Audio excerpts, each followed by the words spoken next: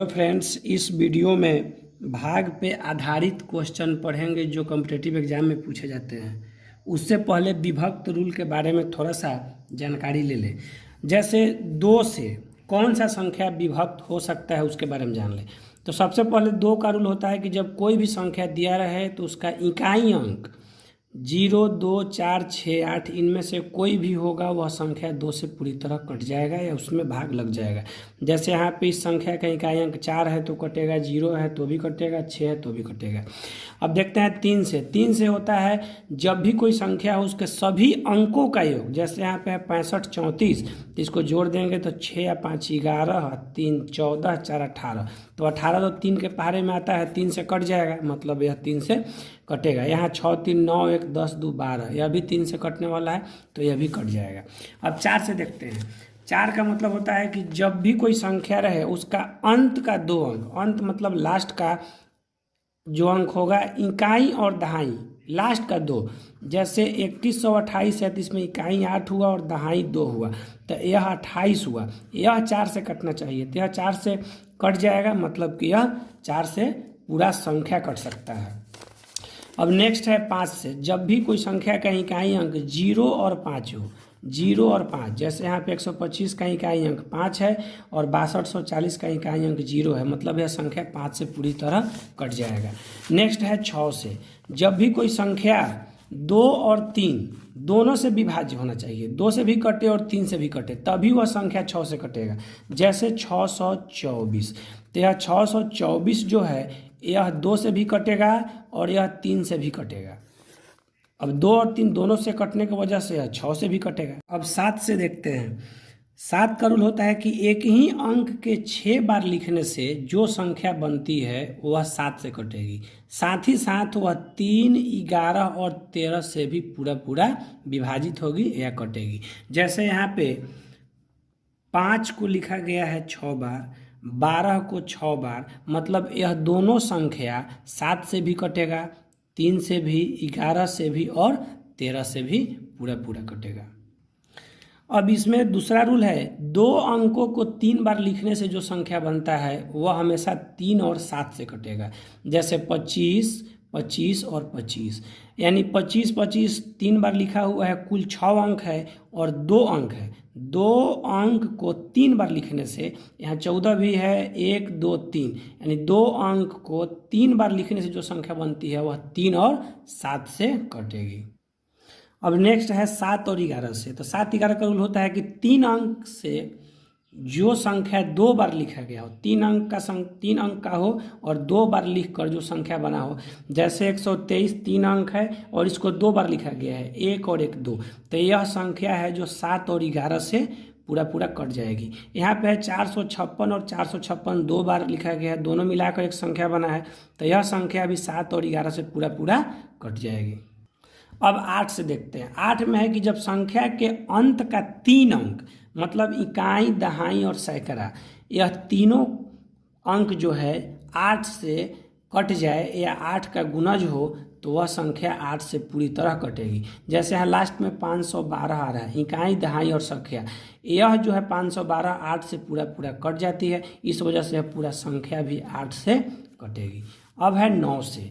जब संख्या के सभी अंकों का योग, संख्या के जो भी अंक दिया रहेगा कुल का योग यदि 9 का गुणज हो या 9 के पहाड़े से आता हो, 9 से कटने वाला हो, तो पूरी संख्या कट जाएगी। जैसे यहाँ 6 4 10 3 13, 13 6 4 10 10 3 13, 13 5 18, तो 9 के पहाड़े से 2 बार में 18 कट जाएगा, मतलब यह संख्या पूरा 9 से कट जाएगी। अब है 10 से। जब संख्या का इकाई अंक 0 हो तो वह संख्या हमेशा 10 से पूरी तरह कट जाए। 11 से जो संख्या विभक्त है उसके बारे में जाने। जो भी संख्या दिया रहेगा उस संख्या का सम अंक और विषम अंक को जोड़कर घटा देते हैं, यदि शून्य आ जाता है तो वह संख्या 11 और 11 के गुणज से पूरा कट जाएगा। जैसे यहाँ एक संख्या दिया हुआ है, अब इसको चेक कर लेना है, तो इसका विषम अंक को एक साथ ऐड करेंगे और सम अंक को एक साथ ऐड करेंगे, तो यहाँ हुआ 5 1 6, 6 4 10, माइनस यहाँ हुआ 2 1 3, 3 और 7 10, दोनों घट के 0 आया। मतलब यह संख्या 11 और 11 के सभी गुणज 22, 33, 44, 46, 99 जो भी है उस सभी से यह संख्या पूरा कट जाएगा 11 या 11 के गुणज से, यह ध्यान रखना है। इस पे आधारित एग्जाम में क्वेश्चन पूछा जाता है। जैसे यहाँ पे क्वेश्चन देख लेते हैं। एक जैसे एक संख्या दिया हुआ है और पूछ रहा है कि यह 3 से पूरा कट रहा है, तो इस स्टार की जगह पे कौन सा संख्या होगा। तो हम 3 का रूल सबसे पहले ध्यान रखेंगे कैसे होगा। 3 का रूल होता है कि सभी संख्या का योग 3 से कटने वाला होना चाहिए। तो इसको जोड़ कर देख लेते हैं। 4 और 2 6, 6 और 3 9 हुआ, 9 7 16, 16 5 21 और 1 22 हुआ। जबकि 22 आ रहा है, 22 3 से नहीं कटता है, तो ठीक 22 के बाद कौन कटेगा, तो 24 कटता है। तो यानी 22 आया और 24 कट रहा है, मतलब हमको 2 कम है। इसका मतलब कि इस स्टार की जगह में 2 आंसर होगा। ऐसा क्वेश्चन हमेशा एग्जाम में पूछा जाता है, इसलिए इसको अच्छी तरह से प्रैक्टिस कर लें। भाग पे आधारित क्वेश्चन देखते हैं। दोस्तों भाग पे लगभग 12 टाइप का क्वेश्चन होता है। तो टाइप 1 सबसे पहले हम देखते हैं। इसमें रूल याद रखना है, भाज्य बराबर भाजक गुने भागफल प्लस शेष। अब समझ ले भाज्य होता क्या है। भाज्य मतलब जिस संख्या में भाग देते हैं, किसी भी संख्या में जिस संख्या में भाग देंगे वह भाज्य होगा। भाजक होता है कि जिस संख्या से भाग देते हैं, जिस संख्या से भाग देंगे वह भाजक होगा। और भागफल होता है कि जितना बार में भाग लग जाए या कट जाए वह भागफल होता है। और यह साथ में सूत्र है, इस पे आधारित भी क्वेश्चन एग्जाम में अक्सर पूछा जाता है। भाज्य बराबर भाजक गुने भागफल प्लस शेष। अब इस पे क्वेश्चन देखते हैं। जैसे नंबर 1 क्वेश्चन है, एक संख्या को 73 से भाग देने पे, तो कहने का मतलब कि जिस संख्या से भाग देते हैं भाजक होता है, तो 73 से भाग दे रहे हैं ना, तो यहाँ पे भाजक के स्थान पे 73 हो गया, गुना भागफल 50 आता है, तो भागफल ऑलरेडी यहाँ 50 हो गया।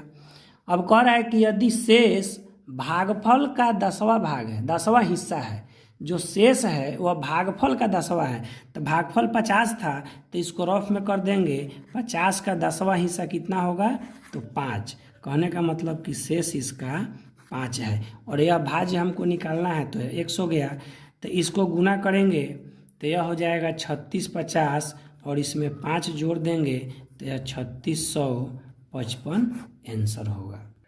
इसका दूसरा क्वेश्चन आप खुद बनाइए और बना के कमेंट बॉक्स में इसका आंसर दीजिए। अब टाइप 2 देखते हैं। टाइप 2 में है, एक संख्या में 87 से भाग देने पे 65 शेष बचता है, और उसी संख्या में 29 से यदि भाग दे दे तो कितना शेष बचेगा। तो जब भी शेष पे आधारित क्वेश्चन भाग का हो, तो इसमें ज़्यादा कुछ नहीं करना है, लास्ट वाले से उसके ऊपर वाले शेष में भाग दे देंगे। जैसे कि 87 से भाग दिए तो 65 शेष बचा, तो फिर उसी संख्या में 29 से भाग देना है, तो यह लास्ट वाले से ऊपर वाले, यानी जस्ट इसके बाद वाले 65 जो शेष है इसमें भाग कर देंगे हम। तो 2 बार में करेंगे तो 58 होगा, यहाँ घट के बचेगा शेष 7। यह इसका आंसर हो जाएगा। इसका दूसरा नंबर क्वेश्चन बनाकर कमेंट बॉक्स में। टाइप 3 देखते हैं। टाइप 3 में है निकटतम या समीपतम निकालने के लिए। जब भी इस तरह का क्वेश्चन हो भाग पे आधारित, तो उसमें 2 रूल होता है। जैसे देख ले, पहला, यहाँ जो संख्या दिया रहेगा उसमें सबसे पहले भाग कर देंगे, तो इसको भाग करने पे शेष 67 आता है, आप चेक कर सकते हैं बनाकर। यहाँ भाग करने पे शेष 67 आएगा। और यहाँ पे मेन समझना है, शेष जो आता है उस पर ही आधारित है क्वेश्चन। यह जब भी शेष जो बचता है उसको चेक कर लेंगे कि जो भाग दिए हैं इसके आधा से, हाफ से, यह ज़्यादा है कि कम। तो यहाँ पे हमको 137 था, इसका आधा करेंगे तो 68.5 आएगा, मतलब यह कम है। तो जब भी शेष फल जिससे भाग दिए हैं उससे यदि कम होता है, तो इस संख्या को केवल पूरे में से घटा देते हैं। तो यहाँ पे घटाने पे 3 होगा, यहाँ पे 5 होगा, 8 6 3, मतलब यही इसका आंसर हो जाएगा। अब आगे देखते हैं कि यदि ज़्यादा हो जाए तो क्या करेंगे। अब टाइप 3 का ही नेक्स्ट क्वेश्चन है। अब इसमें देख लेते हैं। 457 के निकटतम निकालना है और वह 11 से पूर्णतः विभक्त हो। तो इसमें यदि हम 11 से भाग करते हैं तो यहाँ पे इसका शेष 6 बचेगा। अब यहाँ ध्यान देना है कि यह ज़्यादा है कि कम। तो 11 के आधा तो कितना होता है 5.2, 5.5 होता है, लेकिन यहाँ पे 6, यह तो ज़्यादा आ गया। जब दोस्तों ज़्यादा आ जाए तो इसका रूल है, जिस संख्या से भाग दिए हैं उसमें से शेषफल को घटा देते हैं। जैसे 11 से दिए थे तो 11 से 6 को घटाएंगे तो कितना बचेगा, 5 बचेगा। और यह जो घटा के आएगा यही मूल संख्या में जोड़ देंगे।